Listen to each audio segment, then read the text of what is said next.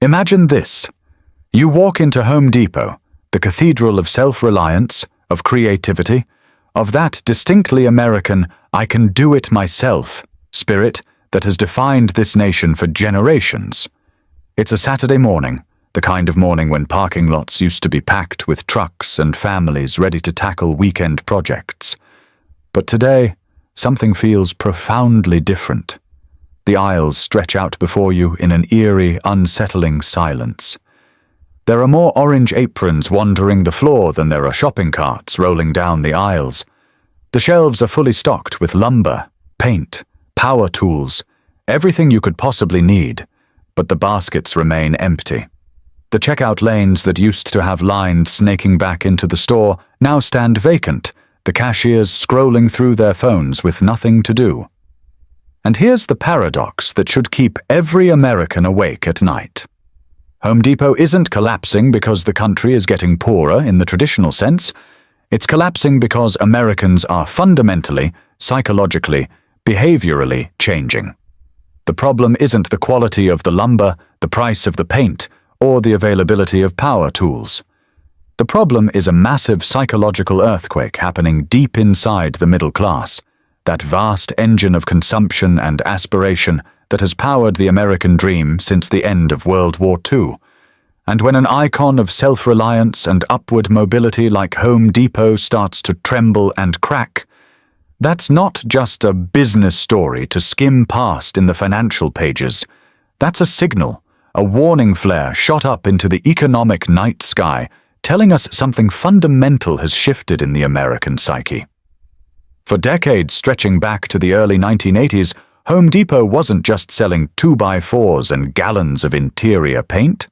It was selling something far more valuable and intangible. It was selling a promise, a deeply American philosophy embedded in every transaction. If you're willing to work, if you're willing to learn, if you're willing to try and fail and try again, you can improve your home, and through that tangible act of creation and renovation, you can improve your life. This was so much more than retail therapy or weekend entertainment. It was a profound cultural belief that upgrading your physical environment meant upgrading yourself, your circumstances, your future, your family's prospects. The middle class embraced this philosophy with an almost religious fervor. Home Depot became more than a store. It became a cultural icon, a sacred American ritual. Every weekend, millions of Americans would make the pilgrimage to their local Home Depot, walking through those enormous sliding doors into what felt like a warehouse of possibility. They'd grab some lumber, pick up a few gallons of paint, load up on screws and brackets and tools they might use once, and start a new project. It wasn't really about what you bought. It was about what you became in the process of building, fixing, improving. The store represented pure agency, the powerful idea that your circumstances weren't fixed by birth or class or luck, that you had the power to transform your space and by extension transform your future with nothing more than your own two hands, some basic tools, and the willingness to learn. This wasn't just capitalism, this was aspiration wrapped up in a receipt, handed to you along with your purchases. Home Depot's famous slogan captured this perfectly. You can do it, we can help. It was an invitation and a promise. You have the power. We'll provide the tools. Together, we'll build something better.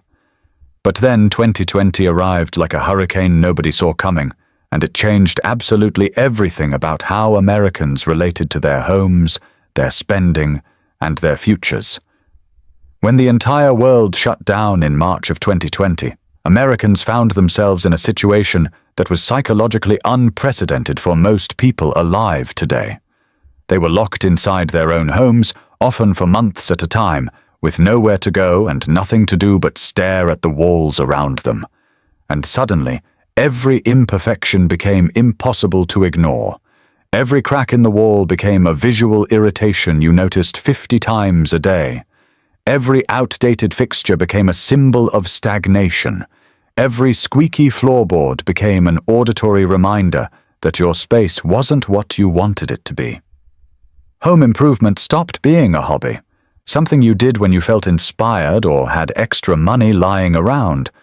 It became a form of national therapy, a psychological pressure valve, the only form of control people felt they had in a world spinning into chaos. The result was an unprecedented, almost manic explosion of home improvement spending. Americans poured over $463 billion into renovations in 2024, with kitchen remodels jumping to a median cost of $24,000, up 20% from previous years, and bathroom renovations hitting $15,000, an 11% increase. Home Depot's revenue surged by an incredible 20% during the peak pandemic years.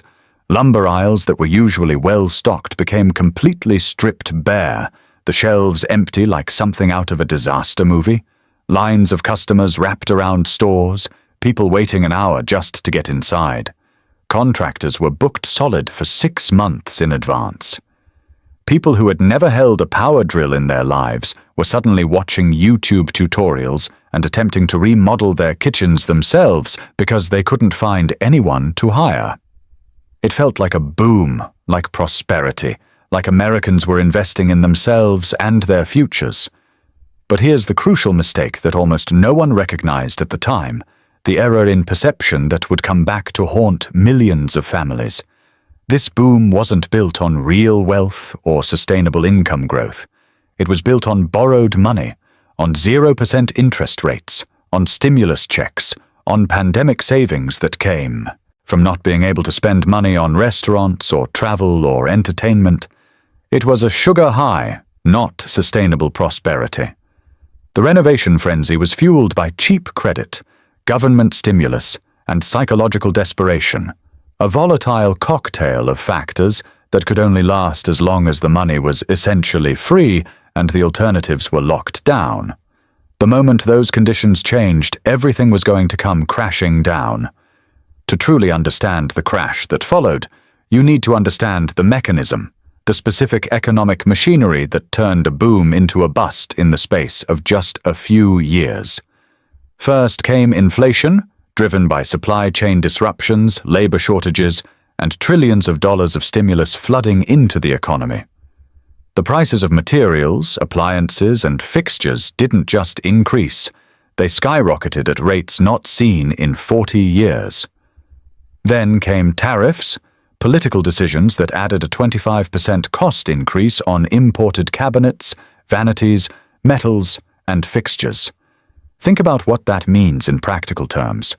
What used to be a $20,000 kitchen remodel, something a middle-class family might save up for over a year or finance with a home equity line, suddenly became a $28,000 to $32,000 project virtually overnight. Do-it-yourself home improvement, once the accessible path to the middle-class dream of a nicer home, went from affordable to luxury spending. But the real killer, the mechanism that truly destroyed demand, was what happened with interest rates. After keeping rates near zero for over a decade, the Federal Reserve, faced with the worst inflation in a generation, began raising rates aggressively.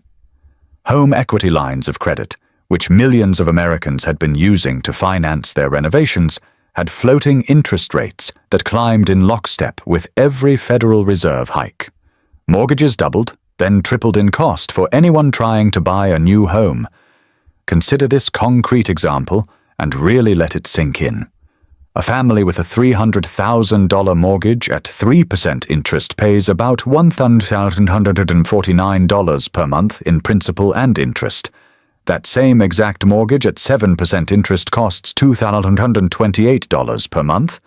That's a difference of nearly $9,000 per year, money that used to be available for renovations, for upgrades, for improving your home and your life, now simply swallowed by interest payments to the bank.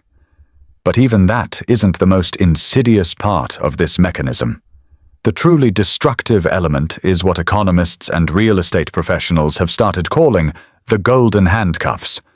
More than half of all U.S. homeowners currently have mortgage rates below 4%, and a staggering 86.6% have rates below 6%. These homeowners are trapped, but not in the traditional sense of being underwater or unable to pay. they're trapped by their own good fortune. Selling their current home means giving up a 3% mortgage, a rate that now looks like a financial miracle, and taking on a 6.5 or 7 or even higher percent rate in today's market. For most families, that math simply doesn't work, so they stay frozen in place. They don't move to bigger homes even when their families grow. They don't relocate for better job opportunities. They don't downsize when their kids leave. The entire real estate market, which depends on turnover and transactions and people moving through different stages of life, has essentially locked up. And here's where it all connects back to Home Depot. When people don't buy new homes, they don't renovate those homes. When people don't move, they don't invest in upgrading their current homes because they're not sure how long they'll be staying. When mobility dies, Home Depot suffocates. Every single transaction that doesn't happen at Home Depot creates a devastating cascade effect that ripples through the entire American economy. One receipt that doesn't print at the checkout counter means a carpenter somewhere loses a day of work. That carpenter not working means a lumber mill in the Pacific Northwest loses an order. That lumber mill cutting production means a trucking company loses a shipping contract. That trucking company with fewer loads means a paint manufacturer loses distribution capacity and has to cut orders. A paint manufacturer cutting orders means a chemical supplier sees reduced demand. It's an interconnected ecosystem, and Home Depot sits at the center of it all, employing nearly 500,000 people across North America. When transactions drop even 15% across this massive system, the effects don't stay contained within Home Depot's walls. Hours get cut for hourly workers who depend on every shift to make rent. Hiring freezes get quietly implemented, affecting young people trying to enter the workforce. Quiet layoffs begin, where people aren't officially fired, but their hours get reduced to nothing. Panic and uncertainty spread through entire supply chains as orders dry up, and manufacturers wonder if this is temporary or the new normal. In the third quarter of fiscal 2025, Home Depot reported numbers that should alarm anyone paying attention to the health of the American economy. Comparable sales increased by only 0.2%, with U.S. comparable sales up just 0.1%, essentially flat. The company missed Wall Street expectations for the third consecutive quarter, something that would have been unthinkable just a few years ago when Home Depot was the darling of retail, consistently beating estimates. Customer transactions fell 1.4%, meaning fewer people are walking through the doors and actually buying anything. The company's CEO admitted that an anticipated seasonal increase in demand simply never materialized. The customers they expected to show up just stayed home. Home Depot responded by slashing its earnings forecast, now expecting adjusted earnings per share to decline approximately 5% for fiscal 2025, down from a previous forecast of just a 2% decline. They're literally watching their projections deteriorate in real time. This isn't just poor quarterly performance that can be explained away by weather or seasonal factors. This is a systemic domino collapse that started in a place everyone thought was safe, in the spending patterns of the American middle class. When Americans stop renovating, when they stop investing in their homes, entire industries that depend on that spending grind to a halt. And the most important part of this story, the element that will determine whether this is a temporary blip or a permanent shift, isn't economic, it's psychological. According to data from the Federal Reserve's Survey of Household Economics and Decision-Making, 37% of Americans cannot cover a $400 emergency expense using cash or cash equivalents. Stop and think about that statistic for a moment. More than 1 in 3 Americans, in the wealthiest nation in human history, are living so close to the financial edge that a flat tire, a broken water heater, a sick pet, or a cracked phone screen could trigger a genuine financial crisis, requiring them to borrow money or skip other essential payments. This isn't the economy of prosperity. This is the economy of anxiety, of constant low-level stress, of always being one unexpected expense away from disaster. And anxiety, persistent financial anxiety, creates a profound behavioral change that goes far beyond just cutting back on a few luxuries. People stop buying dreams and start hoarding cash for emergencies. They stop planning kitchen upgrades and start building emergency funds. They stop thinking about building that backyard deck and start thinking about how to keep the lights on if one of them loses their job. They stop moving to better homes in better school districts because moving is expensive and risky. They stop taking on additional debt because they're already drowning in the debt they have. The fundamental mindset shifts from make it better to make it last, from buy comfort and enjoyment to buy stability and security at any cost. Meanwhile, credit card debt has hit an absolutely staggering record of $1.21 trillion, with balances jumping $45 billion in just the fourth quarter of 2024 alone, representing a 7.3% year-over-year increase. Delinquency rates on those credit cards have climbed to 7.18%, signaling that borrowers aren't just carrying debt, they're actively struggling to make even the minimum payments. Interest rates on credit cards have surpassed 20% for many Americans, meaning that anyone carrying a balance is paying almost a quarter of that balance in interest every single year. Home Depot's famous slogan, "You can do it, we can help," once an empowering call to action that made people feel capable and supported, now sounds like a painful, almost mocking reminder of dreams deferred. You can't actually do it. They can't actually help. The economic system that once supported middle-class aspiration isn't supporting you anymore, and everyone can feel it even if they can't articulate exactly why. This isn't temporary belt tightening that will ease up once inflation moderates or once people get their next raise. This is an entire generation, particularly younger millennials and Gen Z, who are in their prime home buying and home improving years, fundamentally recalibrating their relationship with consumption, with debt, and with the very definition of what progress and success look like. Home Depot is so much more than a retailer selling building materials and power tools. It functions as a real-time psychological indicator of middle-class sentiment, and middle-class psychology is the single most important leading indicator of the broader American economy. Right now, at this moment in late 2025, that psychology has decisively shifted into defensive mode, into a crouch, preparing for hard times rather than investing for better times. Look at the constellation of signals all pointing in the same direction. Amazon Prime Day sales aren't exploding with record growth the way they used to, indicating that Americans are voluntarily cutting discretionary spending even when presented with deals and discounts. Credit card balances are at all-time record highs, while delinquencies are simultaneously rising, meaning people have completely exhausted their borrowing capacity and still don't have enough to make ends meet.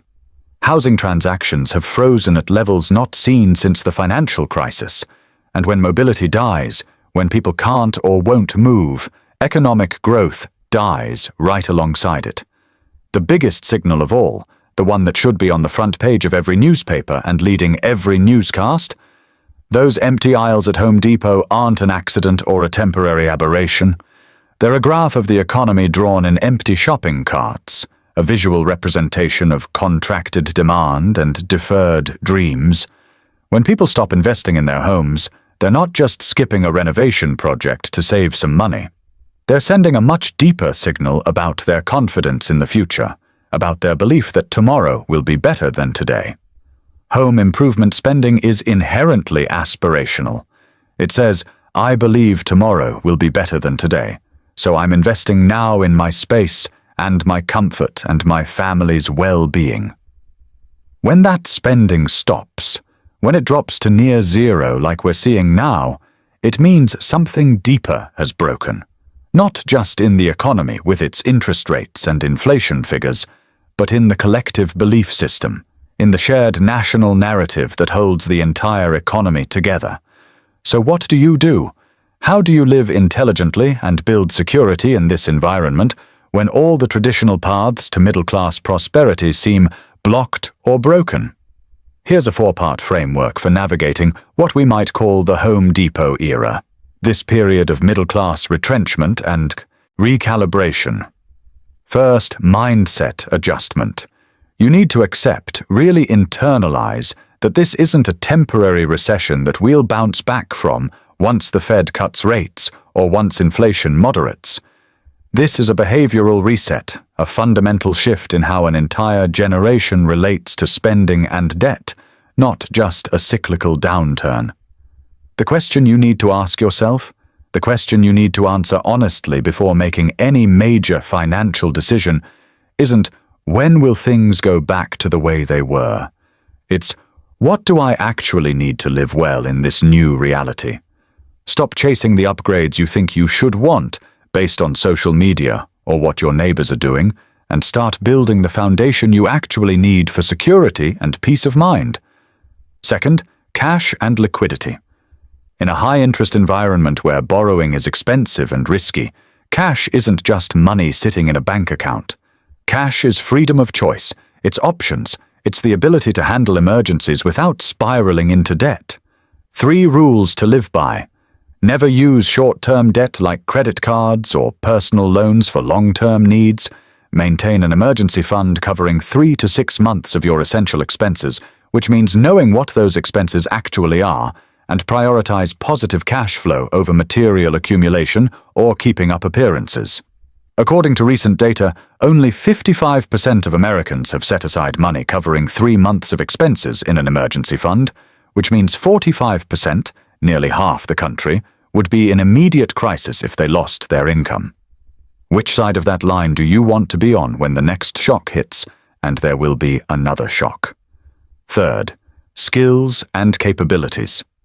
Instead of buying more equipment that will sit unused in your garage, invest in capabilities that can't be repossessed or devalued.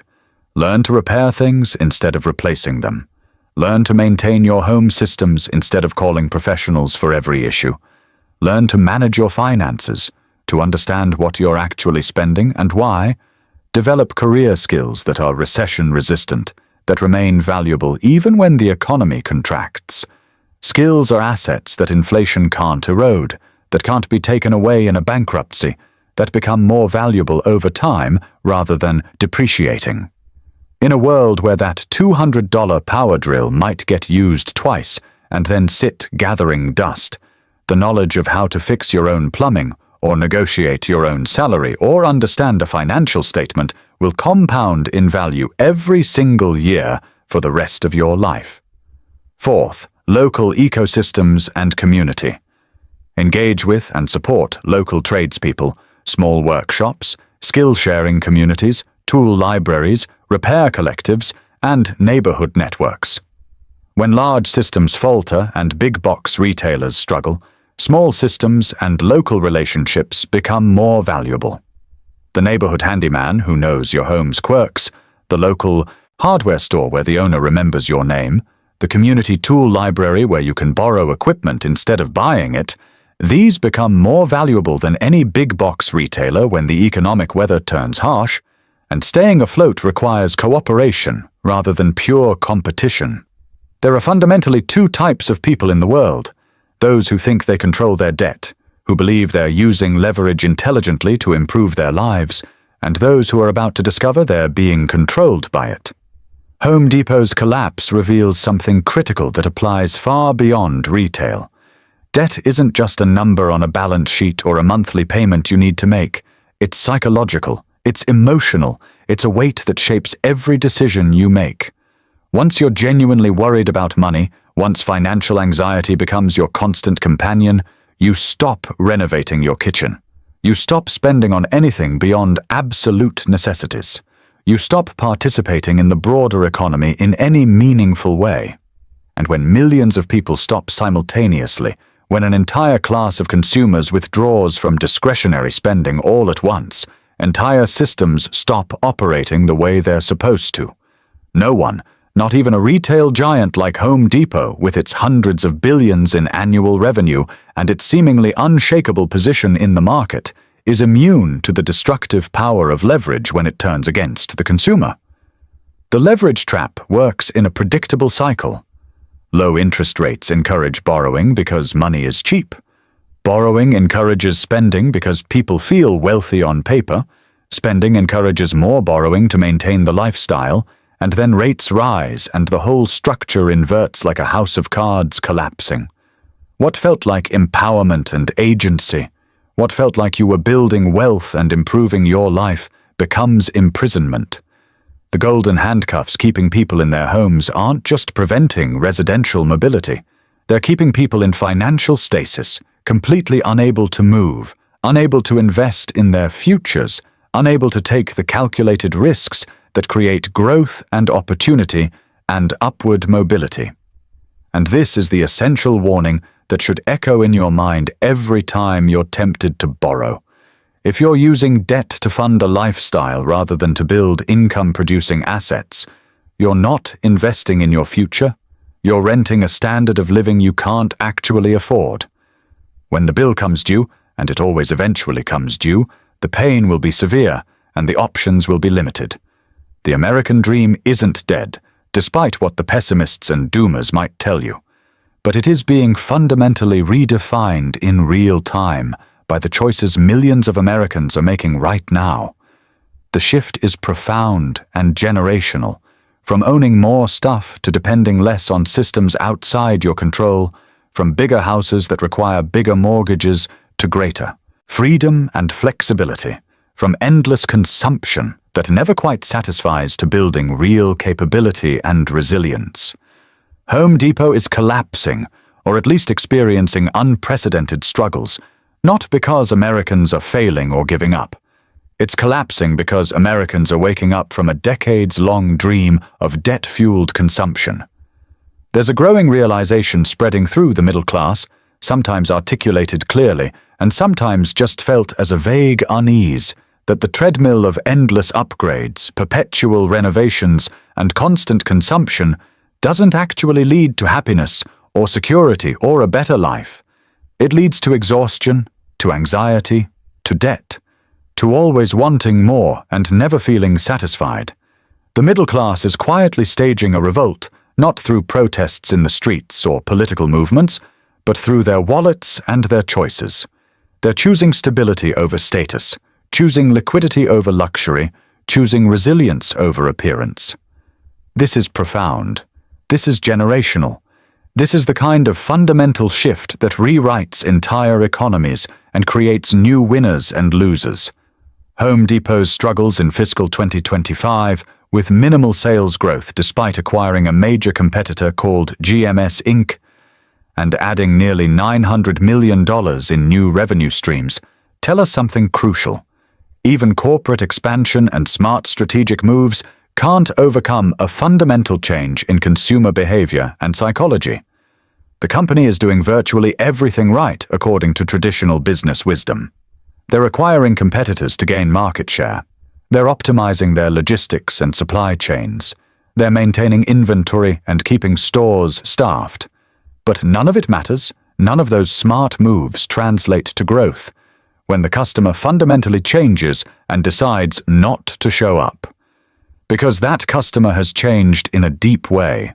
They've looked at their accumulated debt, at their rising interest rates, at their stagnant real wages, at their uncertain economic future, and they've made a choice. Not today. Not this upgrade. Not this additional debt. Not this risk. And that choice, that simple decision to defer and save and build security instead of consume and upgrade and borrow, when multiplied across millions and millions of households, is rewriting the American economic story in real time, right before our eyes. So here's the final question you need to answer for yourself, the question that will determine whether you thrive or merely survive in what comes next. Are you going to keep chasing the next kitchen upgrade, the next bathroom remodel, the next home improvement project that promises fulfillment and status but actually delivers debt and stress?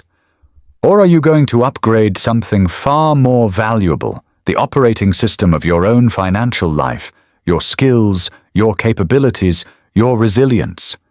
The reset has already begun, whether you've noticed it or not. The middle class is recalibrating its relationship with money and consumption and debt. The indicators are everywhere if you know how to look. In the empty aisles of Home Depot on Saturday mornings, in the frozen housing market where homes sit unsold for months, in the record credit card debt that keeps climbing even as people cut spending, in the 37% of Americans who can't cover a $400 emergency without borrowing. These aren't isolated data points that you can dismiss or explain away. They're chapters in a larger story about what happens when a society built on cheap credit and endless growth finally hits the wall of reality. The answer to this crisis isn't despair or giving up on the future. The answer is adaptation and building different kinds of wealth. Build skills instead of collections of unused tools. Build liquidity and cash reserves instead of liabilities and monthly payments.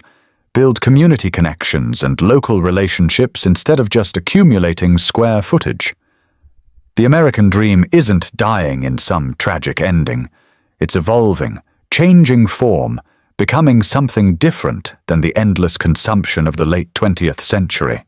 And those who recognize this shift early, who adapt their mindset, their spending habits, their approach to skills and community connections, will be the ones who thrive in whatever economy emerges from this transformation. Home Depot's struggle, its empty aisles and missed projections and slashed forecasts, is your signal that the old rules have changed. The only question that matters now is, are you listening?